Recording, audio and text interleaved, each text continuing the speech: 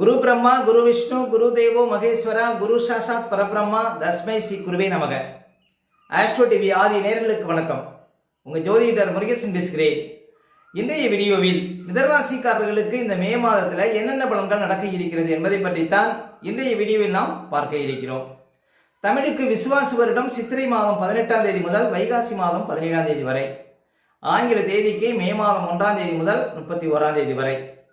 மிதனராசிக்காரர்களுக்கு இந்த மே மாத கிரக நிலவரங்களை பார்த்தோமானால், ராசிக்குள்ள இந்த மாதம் மே மாதம் 14ஆம் தேதி குரு பகவான் ஜென்ம குருவாக அமர இருக்கிறார். இந்த மாதம் முக்கியமான பயிற்சிங்க. குரு பகவான் இந்த மாதம் ராசிக்குள்ள அமர இருக்கிறார். மே மாதம் 18ஆம் தேதி ராகு 9ஆம் இடத்திலையும் கேது 3ஆம் இடத்திலையும் அமர இருக்கிறார்கள். அதே போல 2ஆம் இடத்துல செவ்வாய் நீச்ச நிலையில இந்த மாதம் சஞ்சாரம் செய்கிறார். இந்த மாதம் முழுவதும் செவ்வாய் 2ஆம் இடத்துல சஞ்சாரம் செய்வாருங்க. அதே போல 10ஆம் இடத்துல சனி புதன் சுக்கிரன் இந்த மாதம் சஞ்சாரம் செய்கிறார்கள். லாபஸ்தானத்தில் சூரிய பகவான் சஞ்சாரம் செய்கிறார். இதான் இந்த மாத கிரக பயிற்சிகள். இப்போ மிதனராசிக்காரர்களுக்கு இந்த மாதம் எப்படி இருக்கும் பாருங்க. இந்த மாதம் மே மாதம் 14ஆம் தேதி முதல் குரு பகவான் ராசிக்குள்ள ஜென்ம குருவாக அமர இருக்கிறார். குரு பகவான் பாருங்க மிதனராசிக்காரர்களுக்கு 7க்கும் 10க்கும் அதிபதி, அதாவது 7ஆம் அதிபதியும் 10ஆம் அதிபதியுமாகிய குரு பகவான் ராசிக்குள்ள அமர இருக்கிறார். குரு பகவான் மிதனராசிக்காரர்களுக்கு பாதகாதிபதி, அவர் ராசிக்குள்ள அமர இருக்கிறார். அப்ப வெளியூர், வெளி மாநிலம், வெளிநாட்டில் பிழைக்கக்கூடியவங்களுக்கு நல்ல அதிர்ஷ்டங்களை கொடுக்கும். யாராவது மிதனராசிக்காரர்கள் வெளிநாடு போகணும் அப்படின்னா இனிமேல் வெளிநாடு போய் நல்ல ஒரு கம்பெனியில் அமரக்கூடிய பாக்கியங்கள் மிதனராசிக்காரர்களுக்கு கிடைக்க இருக்கிறது. அப்ப மிதனராசிக்காரர்களுக்கு மே 14 முதல் அந்நிய இனத்தவர்களால் ஆதாயம் கிடைக்க இருக்கிறது. அப்ப வெளிநாடு வாய்ப்புகள் தேடி வர இருக்கிறது மிதனராசிக்காரர்களுக்கு இந்த மாதம் 14ஆம் தேதி முதல். குரு பகவான் ராசிக்குள்ள அமர்வது மிதனராசிக்காரர்களுக்கு பாருங்க நல்ல பணப்புழக்கத்தை கொடுக்கும். திருமணம் ஆகாதவர்களுக்கு திருமண பாக்கியத்தையும் கொடுக்கும். ஏன் அப்படின்னா குரு பகவான் ராசிக்குள்ள அமர்ந்து 7ஆம் இடத்தை பார்க்க இருக்கிறார். அப்ப திருமண யோகம் கொடுக்கும். நல்ல ஒரு தொழில் பார்ட்னர் அமைவதற்கு வாய்ப்பு இருக்கு. வியாபாரத்தில் நல்ல ஒரு வளர்ச்சி கிடைக்கும். ஆனால் ஜென்ம குரு என்ன செய்யும் அப்படின்னு பார்த்தீங்கன்னா கணவன் மனைவிக்குள்ள பிரச்சனையை உண்டு பண்ண பார்க்கும்.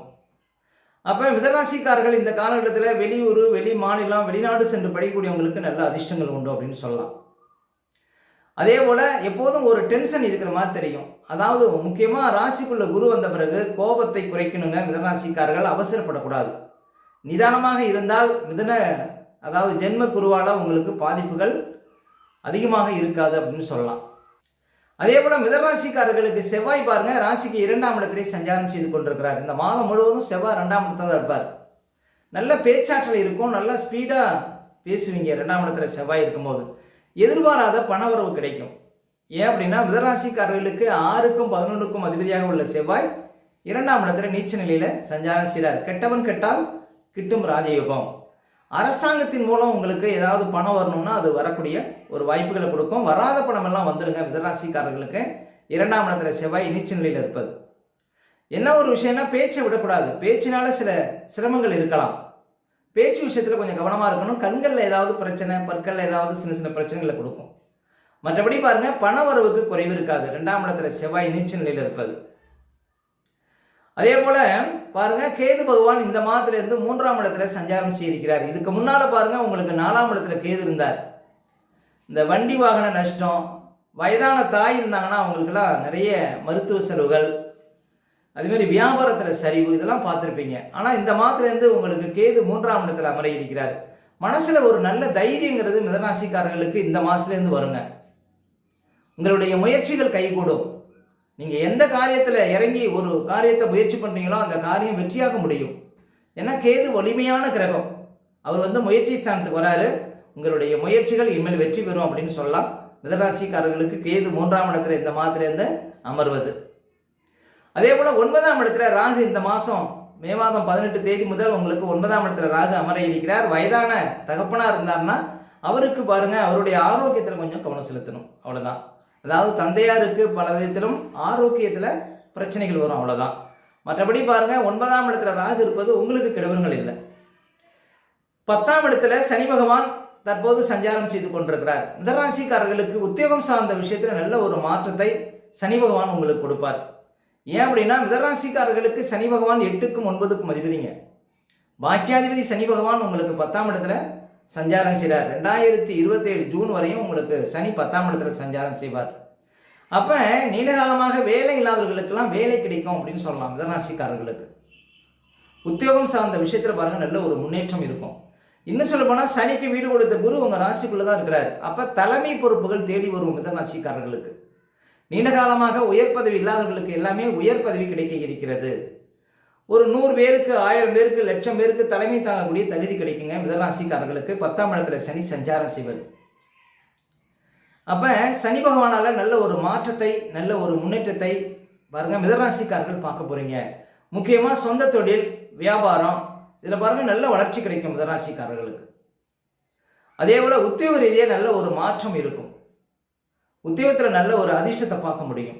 மிதனராசிக்காரர்களுக்கெல்லாம் புது உத்தியோகம் கிடைக்க இருக்கிறது அப்படின்னு சொல்லலாம். 10ஆம் இடத்துல சனி சஞ்சாரம் செய்வது. இன்னும் சொல்ல போனால் அந்த சனிக்கு வீடு கொடுத்த குருவே உங்கள் ராசிக்குள்ளே சஞ்சாரம் செய்கிறார். அப்போ பொதுமக்கள் மூலம் ஆதாயம் உங்களுக்கு கட்டாயம் கிடைக்கும். மக்கள் மூலம் நல்ல ஒரு அதிர்ஷ்டங்கிறது மிதனராசிக்காரர்களுக்கு கிடைக்க இருக்கிறது. சனி 10ஆம் இடத்துல சஞ்சாரம் செய்வது நல்ல ஒரு மாற்றத்திற்கான அறிகுறி அப்படின்னு சொல்லலாம் மிதனராசிக்காரர்களுக்கு. அதே போல் இந்த மாதம் சூரிய லாபஸ்தானத்தில் சஞ்சாரம் செய்கிறார். மே மாதம் 14ஆம் தேதி வரையும் சூரிய லாபஸ்தானத்தில் இருக்கிறார். அரசாங்க வழி அனுகூலமான பலன்களை கொடுக்கும். சூரியன் லாபஸ்தானத்தில் இருக்கும்போது முயற்சிகளால் முன்னேற்றம் கிடைக்கும். திடீர் வருமானத்தை கொடுக்கும். நல்ல ஆதாயத்தை கொடுக்கும். மனசில் ஒரு புத்துணர்ச்சியை கொடுக்கும். புது தெம்பை கொடுக்கும்.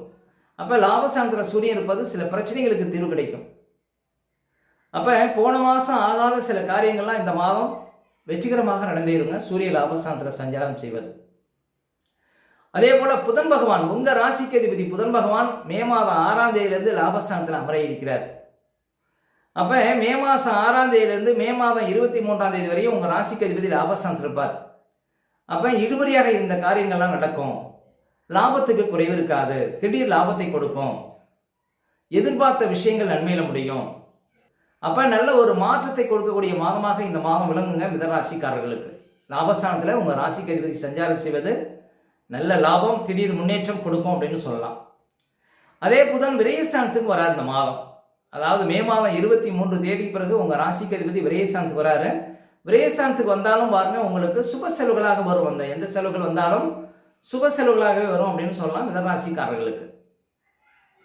அப்போ இந்த மாதம் பாருங்க உங்களுக்கு மிதனராசிக்காரர்களுக்கு ஜென்மக்குரு ஆரம்பிப்பது உங்களுக்கு அந்நிய இனத்தவர்களால் ஆதாயம், திடீர் வெளிநாடு வாய்ப்புகள், திடீர் பணப்புழக்கம், திடீர் அதிர்ஷ்டம் இது எல்லாமே கிடைக்க இருக்கிறது மிதனராசிக்காரர்களுக்கு. இனிமேல் வாழ்க்கையில் ஒரு முன்னேற்றங்கிறத கட்டாயம் உண்டு அப்படின்னு சொல்லலாம்.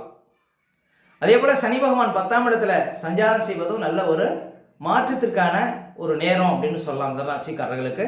சனி பகவானாலையும் நல்ல ஒரு அதிர்ஷ்டத்தை மிதனராசிக்காரர்கள் பார்க்க போறீங்க. அப்போ மிதனராசிக்காரர்களுக்கு இந்த காலம் சிறப்பான காலம். அதே போல் சுக்கிர பகவான் 10ஆம் இடத்துல சஞ்சாரம் செய்கிறார். மிதனராசிக்காரர்களுக்கு சுக்கிர யோகாதிபதிங்க. 5ஆம் அதிபதி 10ஆம் இடத்துல சஞ்சாரம் செய்கிறார். அப்போ அவரும் தொழில் ரீதியாக நல்ல ஒரு உயர்வை கொடுப்பார் அப்படின்னு சொல்லலாம். புது உத்தியோகங்கள் உங்களுக்கு கிடைப்பதற்கு வாய்ப்பு இருக்கு. இந்த மாதத்துக்குள்ள ஒரு சிலருக்கு புது வேலை கிடைக்க இருக்கிறது. மிதனராசிக்காரர்களுக்கு வேலை தேடி காத்திருக்கிறவங்களுக்கு புது வேலை கிடைக்கும் அப்படின்னு சொல்லலாம்.